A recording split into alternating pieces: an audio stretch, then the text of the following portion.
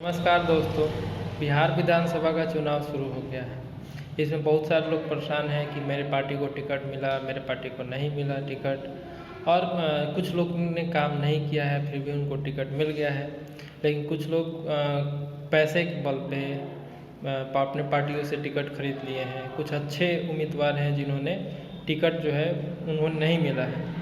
लेकिन अभी चुनाव का समय है तो सारे लोग बहुत परेशान हैं।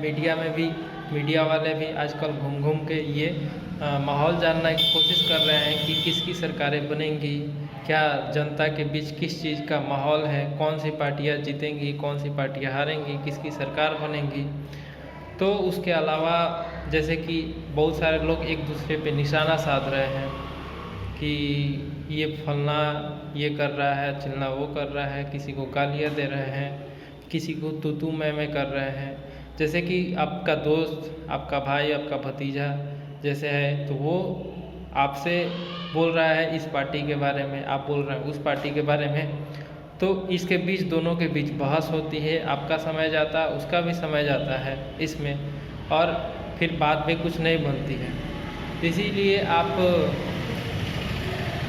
इस तरीके का हरकत न करें, आपके लिए अच्छा रहेगा।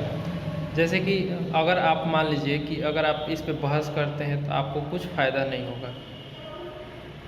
सरकारें तो बननी तय है, किसी न किसी एक की सरकार तो बनेंगी ही, लेकिन आपके बीच का जो संबंध है, आपका दोस्त है, आपका भाई है, उसके बीच का संबंध खराब होगा, जिसके वजह से आपको भविष्य में भी इसका बहुत बुरा प्रभाव पड़ सकता है। लेकिन जो चुनाव में खड़े हुए हैं, जो विधायक बनेंगे, वो फिर आपके पास नहीं आएंगे कि आप मेरे लिए कितने लड़े, आप मेरे लिए क्या किए, लेकिन आपके बीच का रिलेशन ख़राब हो जाएगा।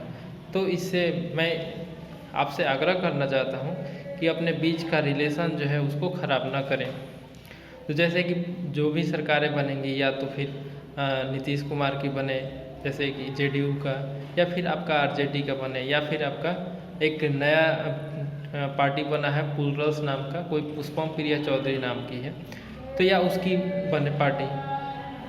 तो मैं जहाँ तक मेरा मानना है कि आप किस आधार पे विधायक का चुनाव करेंगे, किस आधार पे चुनेंगे, किसको मतदान देंगे।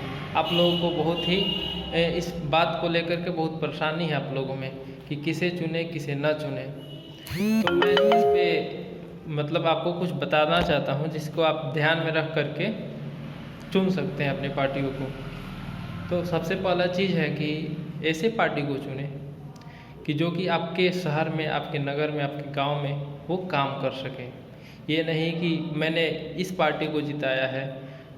ये जो राज्य में सरकारें हैं उनको देख करके आप वोट नहीं करें कि जैसे कि नीतीश कुमार का ही सरकार बनाना है, या फिर तेजस्वी यादव ही मुख्यमंत्री बने, या फिर आपका पुष्पम प्रिया चौधरी ही बने, या फिर कोई अन्य दल का पार्टी का नेता बने। तो इससे क्या होगा कि जैसे वो तो बन जाएंगे, लेकिन आपके शहर का, आपके गांव का, आपके इलाके का विकास कौन करेगा? आपके इलाके का विकास जो यहाँ का विधायक होगा वो करेगा। तो आपको वैसे विधायक को चुनना है, वैसे चाहे वो किसी भी पार्टी का हो, चाहे वो आपका आरजेडी का हो, चाहे जेडीयू का हो, या प्लुरल्स का हो, या फिर निर्दलीय क्यों ना हो, किसी भी पार्टी का हो। तो आपका शहर का विकास वही व्यक्ति करेगा जो यहाँ पे आपके इलाके में जीतेगा। तो उससे अच्छा आप सबसे पहले देखें जो पार्टियों के, अलग अलग पार्टियों के अलग अलग लोग खड़ा हुए हैं, तो उनमें आप सबसे पहले देखें कि कौन कौन सी ऐसी पार्टियां हैं जिनमें कौन कौन से लोग खड़े हुए हैं। उसमें से फिर देखें कि कौन से नेता जो हैं हमारे लिए उचित हैं, हमारे इलाके का कौन से लोग विकास कर सकते हैं। ऐसा तो नहीं है कि कोई जीत करके फिर किसी दूसरे शहर नगर में जा कर के बस जाएगा, वहाँ पे अपना मस्ती कर रहा है, और आप यहाँ पे अपना कार्य कर रहे हैं। आपको कोई पूछे, आपके शहर को देखने के लिए कोई नहीं आता है। तो वैसे लोग आखिर में आपके इलाके का विकास कौन करेगा? उनको जानकारी किसको है कि आपके शहर में किस चीज़ की ज़रूरत है, किस चीज़ की नहीं है। तो आपके शहर में जिस चीज़ की ज़रूरत है खुद आप जानते हैं, या फिर आपके शहर के लोग जानते हैं, या फिर आप खुद मतलब जो वहाँ पे विधायक होगा, खड़ा होगा, जहाँ का निवासी होगा वो जानता होगा। दूसरे शहर के, दूसरे ज़िले के लोग तो आपको नहीं जानते हैं कि आपके शहर में किस चीज़ की कमी है, क्या क्या और चीज़ें हैं जिसका विकास करना अभी बाकी है। तो इस कारण से आप लोग वैसे नेता को चुन सकते हैं जो कि आपके शहर का विकास कर सके। दूसरी बात कि आप किन लोगों को आप चुन सकते हैं। कुछ आप गुण देख सकते हैं, जैसे कि पहला गुण है कि वो शिक्षित होना चाहिए। ठीक है, तो शिक्षित का तात्पर्य मेरा इससे नहीं है कि वो ज़्यादा पढ़ा लिखा हो, उसमें एक लीडरशिप का क्वालिटी होना चाहिए। ठीक है, कोई अपने से वो निर्णय ले सके, किसी चीज़ का निर्णय लेकर के उसका पालन करे, निर्णय लेकर के उस पर उसको कार्यान्वित करे। और दूसरा चीज़ है कि आपके वो जो विधायक होगा, जो आप जिसे चुनेंगे नेता, वो ईमानदार और निष्ठावान होना चाहिए। ठीक है, कि आपके शहर के प्रति, आपके गांव के लोगों के प्रति या फिर आपके नगर के प्रति वो ईमानदार हो। ठीक है, ऐसा नहीं है कि मतलब कि आपके शहर में चुनाव जीत लिया, उसके बाद जीत करके आराम से किसी दूसरे शहर में या फिर विदेशों में जा करके बस करके वहाँ पे अपना एंजॉयमेंट कर रहा है। और तीसरा चीज़ मैं ये कहना चाहूँगा कि वो हमारी बातों को सुन सके, हमारी परेशानियों को समझ सके, यानी कि हमारे प्रति उसका उदार हो, दरिया दिली हो उसमें। ठीक है, और चौथा चीज़ है कि उसके अंदर साहस हो।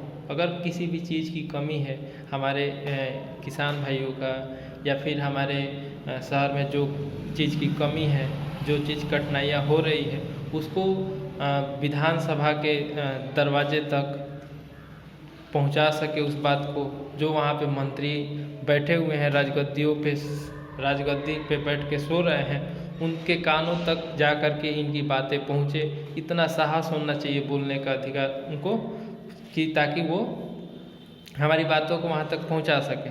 और चौथा चीज़ है कि उनके अंदर सेल्फ अवेयरनेस होना चाहिए कि क्या करना चाहिए, क्या नहीं करना चाहिए। ये एक लीडरशिप क्वालिटी के अंदर आता है।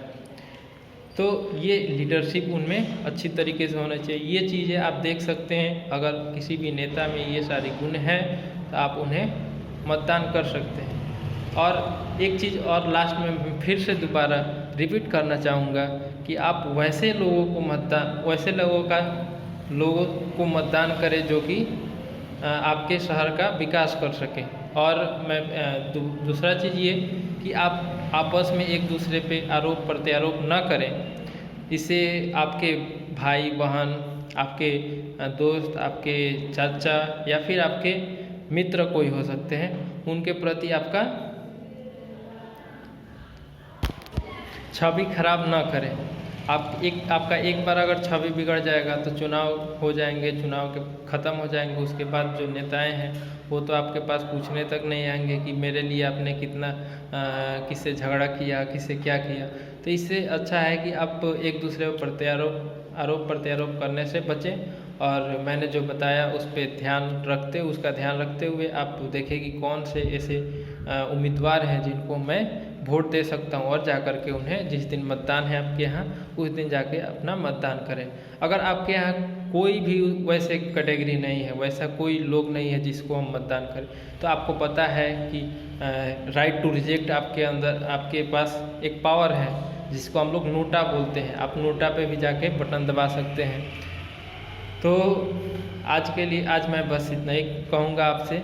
और चलते चलते मैं एक अजात शत्रु की पंक्ति के साथ इस बात को ख़त्म करता हूँ कि ये गठबंधन की राजनीति है, ये गठबंधन की राजनीति है, ये ठगबंधन की राजनीति है, ये ठगबंधन की राजनीति है। दिया कहीं का कहीं की बाती है, दिया कहीं का कहीं की बाती है। अरे ऐसे थोड़ी ज्योत जलाई जाती है, ऐसे थोड़ी ज्योत जलाई जाती है, दिनकर ने गाया कलम वही दोहराई जाती है। सिंहासन खाली करो कि जनता आती है, सिंहासन खाली करो कि जनता आती है।